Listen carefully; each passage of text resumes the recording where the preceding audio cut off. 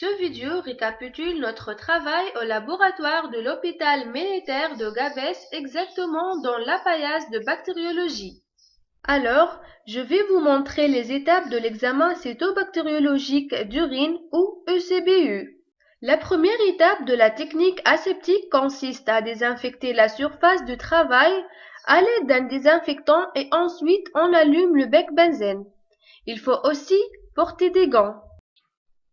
La deuxième étape nécessite annoter le code du malade sur les deux boîtes de pétri contenant successivement un gélose de Drygalski et l'autre ordinaire. Ensuite, on ouvre attentivement la boîte stérile d'urine et on prend une suspension à l'aide d'une anse. Cette étape suivie par la technique d'ensemencement sur les deux milieux de culture. L'incubation du gélose s'effectue dans l'étuve à 37 degrés Celsius pendant 24 heures. Maintenant, on va préparer pour l'examen microscopique en utilisant une cellule de Malassez. On prend un microlitre d'urine, soit à l'aide d'une micropipette, soit par l'anse utilisée.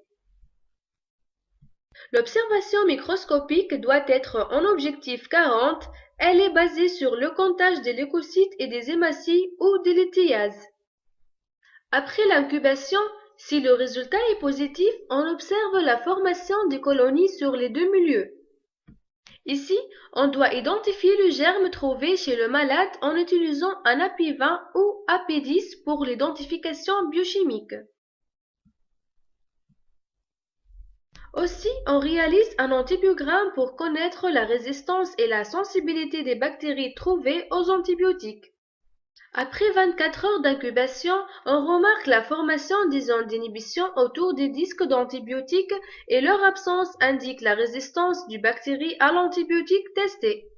Ici, on mesure le diamètre de chaque zone pour le comparer par le diamètre critique inférieur et supérieur et par conséquent, on peut distinguer la résistance ou la sensibilité du germe. Concernant l'API, on constate un virage de couleur dans la plupart des cupules, mais on doit ajouter des réactifs pour ceux qui sont incolores. On ajoute alors le chlorure de fer en TDA, le réactif de Covax dans l'indole et le VP1 puis le VP2 dans le cupule VP.